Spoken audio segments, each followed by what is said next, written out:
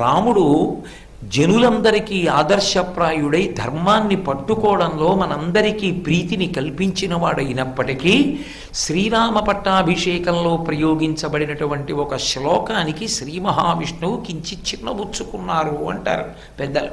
గోవింద అన్న పేరు పొందినప్పుడు రాముడిగా తాను అవతార స్వీకారంలో పట్టాభిషేకంలో పోలికలో పడినటువంటి చిన్న క్లేశం విష్ణువుకి తొలగిపోయింది, తొలగిపోయి ప్రీతి చెందేట. అందుకని గోవింద కేవలము తన రక్షణయే కాదు, తనకి కూడా మనశ్శాంతినిచ్చినటువంటి పట్టాభిషేకం. అసలు ఆ పట్టాభిషేకం జరగకపోతే కృష్ణావతారం మొత్తం మీద ఎక్కడ రాజశబ్దం పడ్డానికి అవకాశం లేదు. ఆ పట్టాభిషేకం జరిగింది కాబట్టి కృష్ణరాజా అనంగానే గోవిందరాజా అంటాం. గోవిందరాజస్వామి వారి గుడికి ఎడుతున్నామండి అంటాం, గోవిందస్వామి గుడికి ఎడుతున్నాం అంటాం, కృష్ణస్వామి దేవాలయము